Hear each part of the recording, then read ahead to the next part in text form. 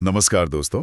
अगर आप competitive exams की तैयारी कर रहे हैं तो ये सेशन आपके लिए बहुत ही महत्वपूर्ण है। बिल्कुल।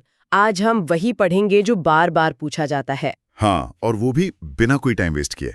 तो चलिए शुरू करते हैं। तो आज हम ब्रह्मांड के रहस्यों से पर्दा उठाएंगे और शुरुआत करेंगे सबसे बड़े सवाल से कि ये सब शुरू कैसे हुआ। ये देखिए हमारी पहली स्लाइड। वाह। देखिए, इस स्लाइड में केंद्र में एक बहुत ही चमकदार विस्फोट दिखाया गया है और उससे अनगिनत कण, तारे और आकाशगंगाएं बाहर की तरफ फैल रही हैं। ये तो ब्रह्मांड की शुरुआत को दिखा रहा है। बिल्कुल, जैसा कि आप देख सकती हैं, हेडलाइन है ब्रह्मांड की उत्पत्ति, बिग बैंग सिद्धांत। इसमें बताया गया है कि 1927 में जॉर्ज लेमेथ्रे ने यह सिद्धांत दिया था। और ये महाविस्फोट लगभग 13.8 अरब साल पहले हुआ था। हाँ, और सब कुछ एक बहुत छोटे से बिंदु, जिसे सिंगुलैरिटी कहते हैं, से शुरू हुआ। और फिर बाद में एडविन हबल ने बताया कि ब्रह्मांड लगातार फैल रहा है। ये सिंगुलैरिटी का मतलब ठीक से क्या है? और इसमें फ्रेड हॉयल की स्थिर अवस्था सिद्धांत के बारे में भी लिखा है, वो क्या थी? बहुत अच्छा सवाल है। सिंगुलैरिटी का मतलब है एक अनंत घनत्व वाला बिंदु जहां फिजिक्स के नियम काम नहीं करते। और फ्रेड हॉयल का सिद्धांत कहता था कि ब्रह्मांड हमेशा से ऐसा ही था, मतलब वो फैलता नहीं है। लेकिन यहाँ एक लाल रंग का एग्जाम अलर्ट बॉक्स है। इसमें लिखा है कि फ्रेड हॉयल ने स्थिर अवस्था सिद्धांत दिया था, लेकिन बिग बैंग सबसे मान्य सिद्धांत है। बिल्कुल सही। और परीक्षा के लिए यही याद रखना है कि भले ही दूसरी थ्योरीज मौजूद हैं, लेकिन सबसे स्वीकृत और वैज्ञानिक रूप से प्रमाणित बिग बैंग सिद्धांत ही है। चलिए अब अगली स्लाइड देखते हैं। ठीक है। देखिए, इस स्लाइड पर एक घूमती हुई 3D आकाशगंगा है जिसके केंद्र में बहुत ज्यादा चमक है और साथ में एक रूलर जैसा ऑब्जेक्ट भी है जिस पर लाइट ईयर्स लिखा हुआ है। ये अंतरिक्ष की विशाल दूरियों को मापने का तरीका दिखा रहा है ना? एकदम सही। इस स्लाइड का टॉपिक है आकाशगंगा और दूरी के मापक। हमारी आकाशगंगा का नाम है दुग्ध मेखला यानी मिल्की वे, और इसका आकार सर्पिलाकार है। और हमारी सबसे करीबी पड़ोसी आकाशगंगा देवयानी है, यानी एंड्रोमेडा। हाँ, और दूरी मापने के लिए हम प्रकाश वर्ष का उपयोग करते हैं जिसकी वैल्यू है 9.46 × 10⁻12 किलोमीटर्स। लेकिन सबसे बड़ी इकाई है पारसेक, जो 3.26 प्रकाश वर्ष के बराबर है। एक सवाल है, अगर प्रकाश वर्ष पहले से ही इतनी बड़ी इकाई है तो हमें पारसेक जैसी और भी बड़ी इकाई की जरूरत क्यों पड़ी? बहुत बढ़िया सवाल है। देखिए, खगोल शास्त्री जब तारों के बीच की बहुत ही ज्यादा दूरियों को मापते हैं तो कैलकुलेशन को आसान बनाने के लिए पारसेक का इस्तेमाल करते हैं। ये एक तरह से एक टेक्निकल यूनिट है। अच्छा, और एग्जाम अलर्ट बॉक्स में लिखा है कि हमारा सौरमंडल दुग्ध मेखला की ओरायन भुजा में स्थित है। शाबाश। ये सवाल तो सीधे सीधे पूछा जाता है। याद रखना है कि हम मिल्की वे के केंद्र में नहीं हैं, बल्कि उसकी एक भुजा ओरायन में है। बहुत अच्छे। अब सौरमंडल के केंद्र की ओर बढ़ते हैं। अगली स्लाइड देखिए। इस स्लाइड में सूर्य का एक 3D कट सेक्शन दिखाया गया है।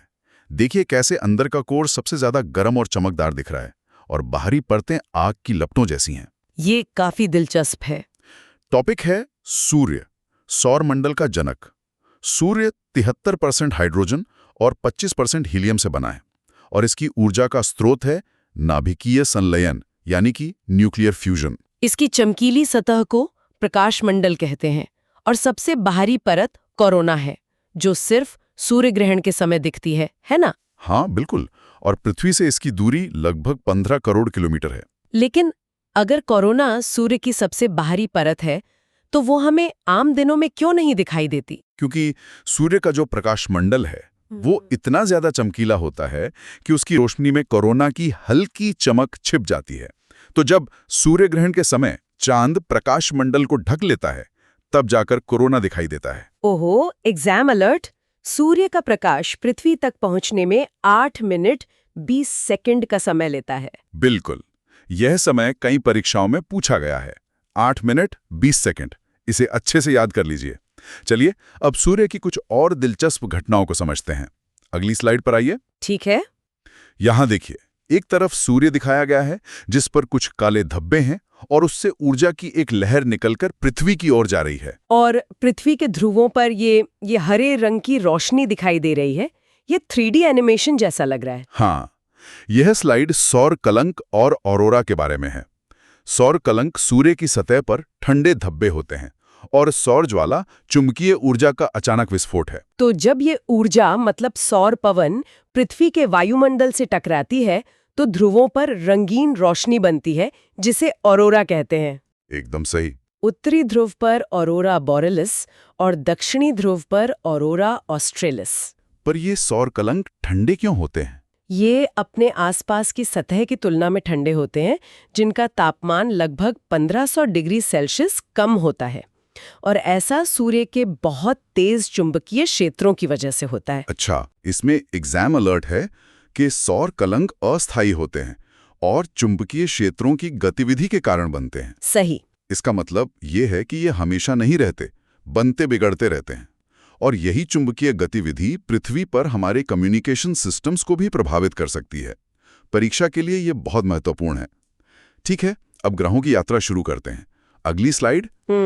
इस स्लाइड पर 2 ग्रह 3D में दिखाए गए हैं जो अपने स्टैंड पर घूम रहे हैं। बाईं ओर छोटा और गड्ढों वाला बुध, और दाईं ओर बादलों से ढका हुआ चमकीला शुक्र। हाँ, यहाँ बुध और शुक्र ग्रह की जानकारी है। बुध सूर्य के सबसे निकट है, सबसे छोटा ग्रह है और इसका कोई वायुमंडल नहीं है। और शुक्र सबसे गर्म ग्रह है। इसे भोर का तारा या सांझ का तारा भी कहते हैं, और ये पूरब से पश्चिम मतलब क्लॉकवाइज घूमता है। जी। लेकिन एक मिनट, बुध सूर्य के सबसे पास है तो फिर शुक्र सबसे गर्म ग्रह क्यों है?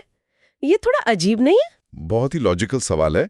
देखिए, शुक्र का वायुमंडल बहुत घना है और ग्रीन हाउस गैसों से भरा है जो गर्मी को बाहर नहीं निकलने देता, एक कंबल की तरह। इसीलिए वो सबसे गर्म है। समझ गई। अरे, इसमें एक बहुत ही अजीब एग्जाम अलर्ट है। शुक्र का एक दिन मतलब उसका घूर्णन उसके 1 साल यानी परिक्रमा से बड़ा होता है। हाँ, ये सौरमंडल के सबसे आश्चर्यजनक तथ्यों में से एक है और इसीलिए ये परीक्षा में बार बार पूछा जाता है। शुक्र अपनी धुरी पर बहुत ही धीरे घूमता है। चलिए अब अपने घर और उसके पड़ोसी के बारे में जानते हैं। अगली स्लाइड। ओके। देखिए, यहाँ हमारे सुंदर नीले ग्रह पृथ्वी और उसके साथ लाल रंग के ग्रह मंगल को 3D में दिखाया गया है। और मंगल के साथ उसके 2 छोटे उपग्रह भी घूमते हुए दिख रहे हैं। हाँ, तो ये है पृथ्वी और मंगल। पृथ्वी को नीला ग्रह कहते हैं और यह सौरमंडल का सबसे सघन ग्रह है। और मंगल को लाल ग्रह कहते हैं आयरन ऑक्साइड के कारण। यहीं पर सौरमंडल का सबसे ऊंचा पर्वत ओलंपस मॉन्स भी है, और इसके 2 उपग्रह हैं, फोबोस और डिमोस। जी। अच्छा, ये ओलंपस मॉन्स माउंट एवरेस्ट से कितना बड़ा है? कुछ अंदाजा? ये माउंट एवरेस्ट से लगभग 3 गुना ऊंचा है। 3 गुना? बाप रे। अच्छा, एग्जाम अलर्ट।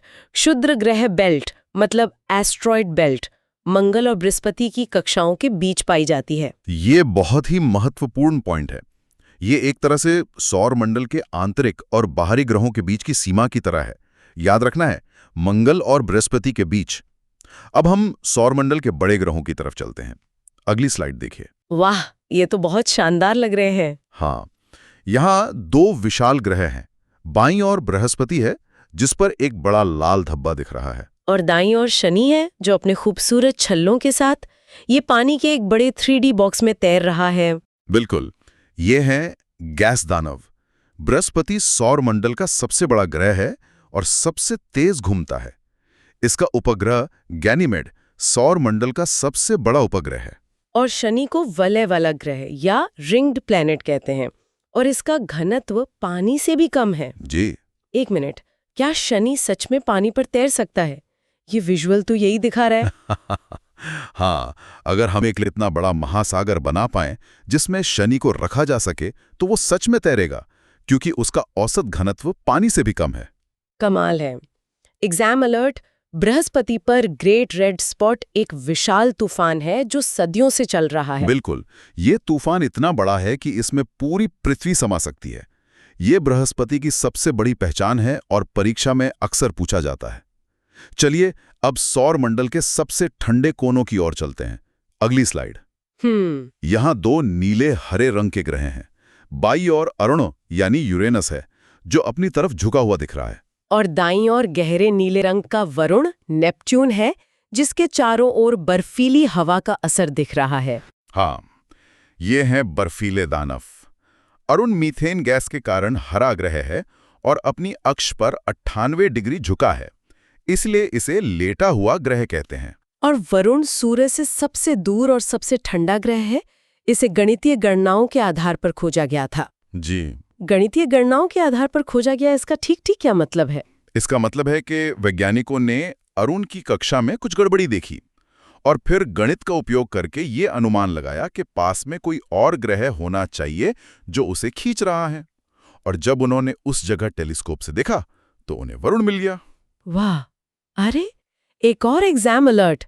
शुक्र की तरह अरुण भी पूर्व से पश्चिम मतलब क्लॉकवाइज दिशा में घूमता है। बहुत अच्छे।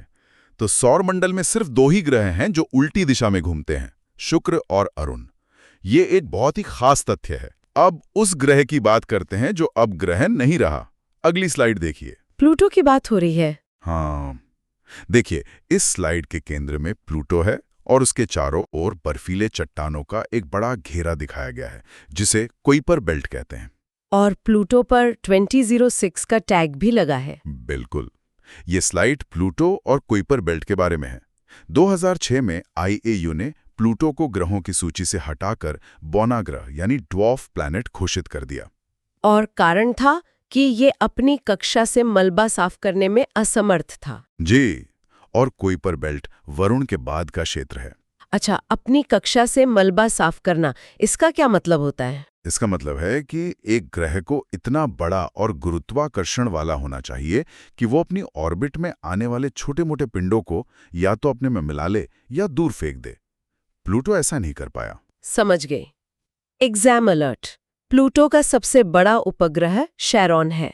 हाँ, और शैरोन इतना बड़ा है कि कुछ लोग प्लूटो शैरोन को डबल ड्वार्फ प्लैनेट सिस्टम भी कहते हैं। परीक्षा के लिए उपग्रह का नाम याद रखना जरूरी है।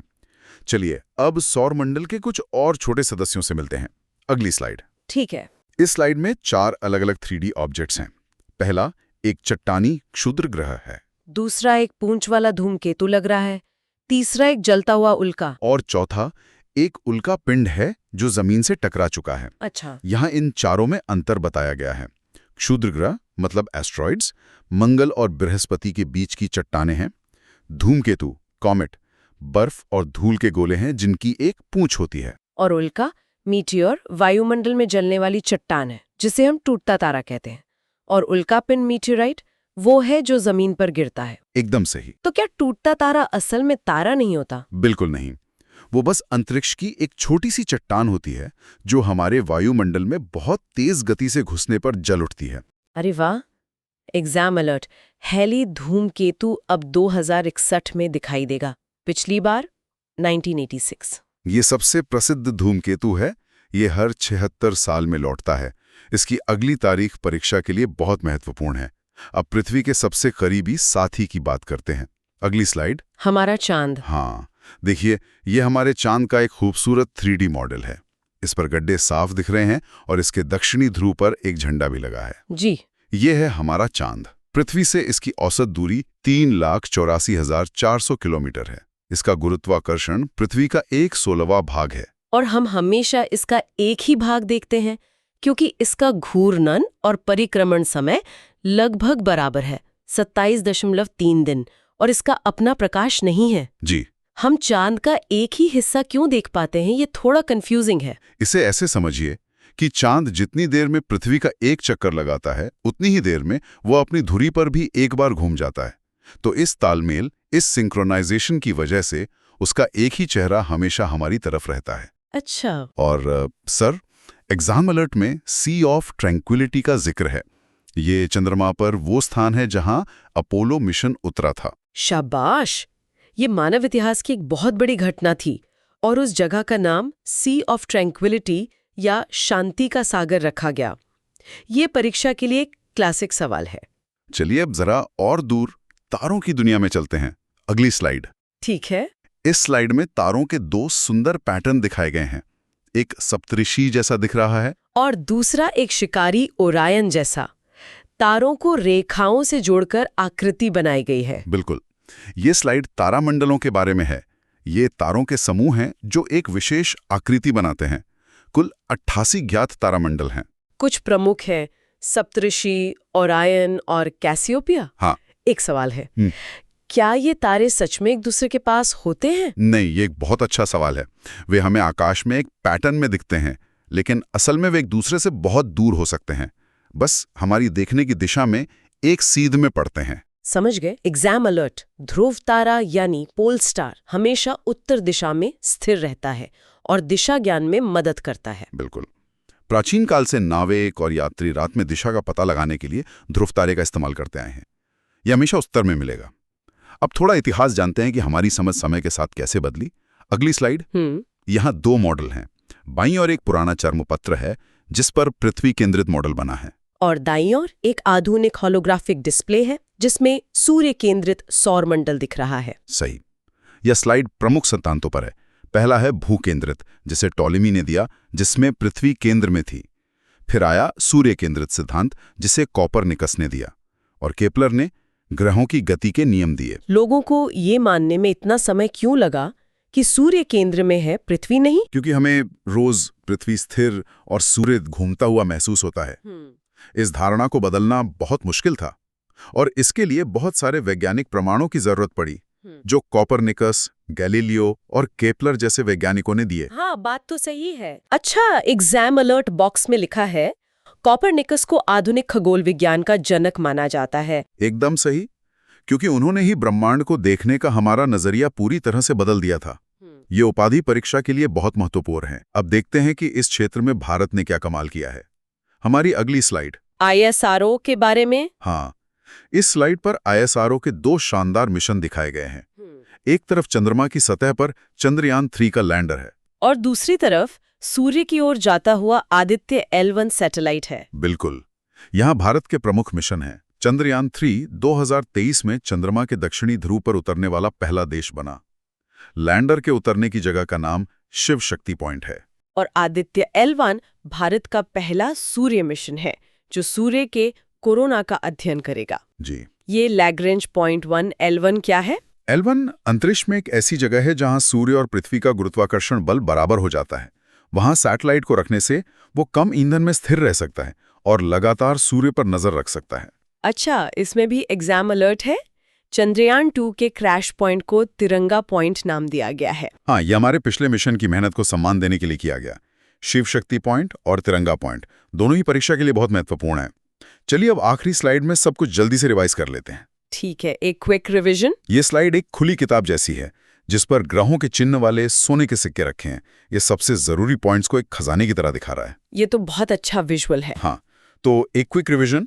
सबसे बड़ा ग्रह बृहस्पति, सबसे छोटा बुध, नीला ग्रह पृथ्वी, लाल ग्रह मंगल, लेटा हुआ ग्रह अरुण, सबसे गर्म शुक्र। सेकंड में, और चंद्रमा का प्रकाश 1.28 सेकंड में पृथ्वी तक आता है। जी। इसमें तो लगभग सारे पॉइंट्स पहले की स्लाइड से ही हैं। क्या ये सिर्फ रिवीजन के लिए है? हाँ, ये स्लाइड 1 लाइनर प्रश्नों के लिए बनाई गई है जो अक्सर परीक्षाओं में सीधे सीधे पूछ लिए जाते हैं। अच्छा, और इसका एग्जाम अलर्ट भी एक रिवीजन ही है। क्षुद्र ग्रह बेल्ट हमेशा मंगल और बृहस्पति के बीच पाई जाती है। बिल्कुल। इस तथ्य पर इतना जोर इसलिए दिया गया है क्योंकि ये सौरमंडल के स्ट्रक्चर को समझने के लिए बहुत जरूरी है और परीक्षा में बार बार आता है। तो अगर आपको ये वीडियो पसंद आई और इससे आपकी पढ़ाई में मदद मिली तो आगे भी ऐसी ही आसान और एग्जाम ओरिएंटेड तैयारी के लिए सिलेक्शन प्रेप चैनल से अवश्य जुड़े रहें। अपनी सफलता की तैयारी आज से ही शुरू करें सिलेक्शन प्रेप के साथ। धन्यवाद।